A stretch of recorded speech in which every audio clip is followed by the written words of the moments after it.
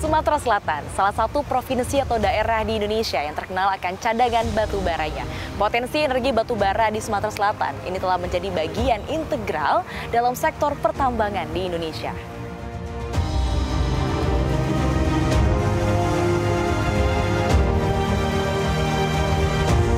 Sumatera Selatan memiliki cadangan batu bara terbesar di Indonesia dengan rasio pengupasan lapisan tanah yang rendah dan volume produksi yang masih belum optimal menjadikan wilayah ini menjadi salah satu pusat batu bara utama yang bisa dikembangkan khususnya untuk mendukung ketahanan energi di Indonesia maupun global.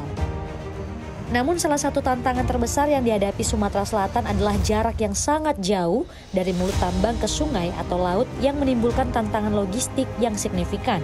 Hal itu yang membuat PT RMK Energi Tbk untuk memberikan solusi logistik batubara yang terintegrasi dengan kereta api.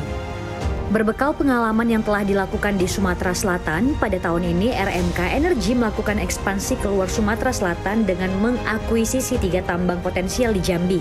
Tambang tersebut nantinya akan terintegrasi dengan beberapa fasilitas seperti hauling road 109 km dan pelabuhan muat yang sama dengan di Sumatera Selatan, sehingga nantinya dapat meningkatkan produksi batubara di Jambi. Jambi ini kita ngelihat potensinya cukup besar, karena tantangannya juga sama. Waktu dulu kita masuk ke Sumatera Selatan, batubara itu cadangannya banyak, tapi nggak bisa keluar sampai ke sungai karena jarak angkutnya jauh, dan juga waktu itu harus lewat jalan provinsi. Cuman memang fokus kita adalah maksimalkan apa yang sudah ada di situ. Karena kita ngelihat di Sumatera sendiri ini tantangannya masih banyak. Dan cadangan batu bara terbesar itu di Sumsel, di Sumatera Selatan dan sekitarnya. Nah, makanya dengan kita develop wilayah-wilayah di situ, harapannya dan problemnya walaupun cadangannya besar, Bu, tapi produksinya itu masih nomor 3, masih nomor 4 dibandingkan Kalimantan. Kalimantan jauh lebih mature daripada Sumatera. Nah, kita harapkan mungkin dalam 5-10 tahun ke depan Sumatera ini juga bisa seperti Kalimantan. Namun tidak dapat dipungkiri, pengambilan, pengolahan, dan penggunaan batu bara dinilai merusak lingkungan dan menimbulkan masalah terkait lingkungan. Dalam hal ini, PT RMK Energi Tbk terus berupaya untuk membenahi dan mengendalikan dampak debu batu bara di area operasional RMK Energi dengan mengimplementasikan teknologi terbaru pada seluruh lini operasionalnya sebagai upaya pengendalian dampak debu batu bara. Ya, kendala di perusahaan saat ini sebenarnya dimulai dari kuartal 4 tahun lalu. Jadi ada beberapa kendala operasional yang kita alami pada tahun 2023. Pada saat itu terkait dengan polusi debu yang kita timbulkan dari proses tongkang batubara. Nah, selain itu sebenarnya manajemen sudah melakukan beberapa perbaikan, salah satunya dengan telescopic chute. Kalau batubara kan setelah digali, barang itulah yang udah dipakai. Nah, tapi memang teknologi yang kita terapkan sekarang, terutama saat pemuatan batubara ke tongkang, itu kita udah mulai pakai untuk fogging dan lain-lain supaya dampak debu batubaranya itu berkurang ke lingkungan sekitar. Sementara itu, General Manager RMK Energy Site Musi 2 Togar Sihotang mengatakan, upaya tersebut dilakukan dengan menerapkan teknologi sprinkler, big gun, dan water sprayer pada lokasi stockpile, scraper, dan conveyor belt untuk menyemprot coal dust suppressant chemical pada seluruh lini kegiatan operasional RMKE di Musi 2. Selain menyemprot coal dust suppressant chemical, penambahan water cannon dan frekuensi penyiraman jalan dengan water truck juga dilakukan untuk mengurangi polusi debu. RMK Energi juga menerapkan teknologi telescopic chute yang dipasang pada area conveyor belt untuk mengurangi dampak polusi debu saat loading ke tongkang. Terkait dengan pengelolaan lingkungan, kami menggunakan sistem teknologi ada 2. Yang pertama, kami menggunakan teknologi big gun spraying system untuk penyiraman pada stockpile area, dan kemudian kami juga menggunakan fogging system untuk pada penyiraman pada telescopic chute conveyor. Tentu yang kita ingin antisipasi yang pertama adalah dampak debu fugitif akibat dari kegiatan yang ada di stockpile. Kemudian debu fugitif ini bisa kami redam dengan menggunakan sistem penyiraman sprinkle big gun. Artinya secara parameter debu sesuai dengan aturan pemerintah PM10, debu permukaan bisa kita redam dengan penyiraman air dan dicampur dengan chemical.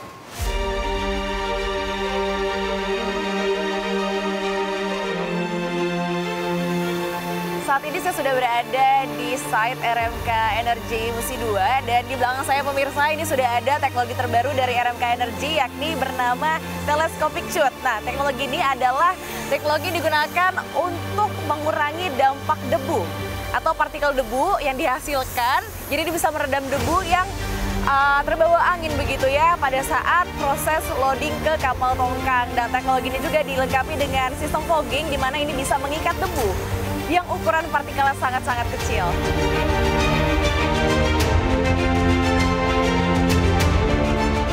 Dedikasi RMK Energi terhadap masyarakat sekitar tidak berhenti sampai di situ.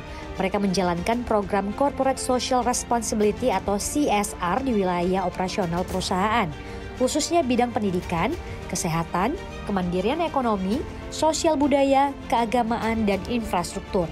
Salah satu program yang berjalan adalah pengembangan infrastruktur yang menunjang terlaksananya pendidikan di wilayah sekitar, terutama untuk SDN 152 Palembang, tepat di seberang lokasi perusahaan yang dibatasi Sungai Musi. General Manager Support PT RMK Energi TBK Yombi Wikso Gautama mengatakan, salah satu program utama yang dijalankan perusahaan mendukung penyelenggaraan pendidikan di SDN 152 dengan menyiapkan infrastruktur dasar berupa pembangunan dermaga penyeberangan sungai untuk menjamin keamanan siswa dan guru ketika menyeberang. Hal yang prioritas perlu kita lakukan pendampingan itu dari sisi pendidikan, karena kebetulan di area kerja kami pada saat ini daerahnya cukup agak jauh ya dari perkotaan gitu, sehingga fasilitas pendidikannya sangat minim. Nah, disinilah kami masuk untuk bisa memberi support di support pendidikan terutama di sini di SDN 152 ya. Dan sebenarnya kami juga sedang berproses untuk bersinergi dengan Dinas Pendidikan agar program-program kami juga bisa sinergi. Sehingga kami mengharapkan nantinya SDM kami sebisa mungkin kami bisa mengabsorb warga lokal gitu. Sehingga ini yang perlu kami persiapkan.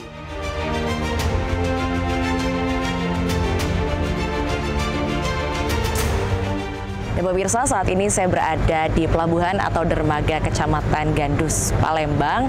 Dan saat ini saya sudah bersama para guru yang biasanya setiap hari ini melakukan perjalanan dari Kecamatan Gandus ke SDN 152 Palembang untuk mengajar setiap harinya.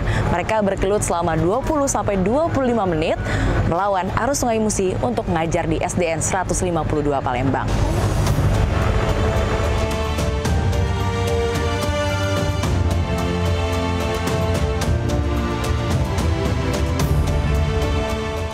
Di balik keindahan Sungai Musi yang mengalir di jantung Palembang, terdapat kisah perjuangan para guru dan siswa SDN 152.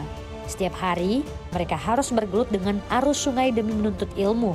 Sungai Musi yang menjadi urat nadi kehidupan juga merupakan jalur utama bagi para siswa dan guru untuk mencapai sekolah mereka. Perjalanan menuju sekolah bukanlah hal yang mudah. Dengan perahu kayu sederhana, para siswa berangkat pagi-pagi sekali menantang arus sungai yang kadang tenang, namun seringkali cukup deras dan menantang. Di antara mereka, terdapat senyum semangat dan tekad yang kuat untuk menggapai cita-cita. Para guru dengan dedikasi tinggi turut mendampingi dan memastikan anak-anak ini tiba dengan selamat di sekolah. Di dermaga kecil tempat mereka biasa berlabuh, suasana hangat terasa ketika para guru menyambut kedatangan siswa-siswanya. Meskipun perjalanan yang dilalui tidak mudah, semangat untuk belajar dan mengajar tak pernah surut. Sekolah ini bukan hanya tempat untuk menimba ilmu, tetapi juga simbol dari kerja keras, dedikasi, dan harapan masa depan yang cerah. Alhamdulillah begitu luar biasa dampak bantuan dari CSR RMK ini.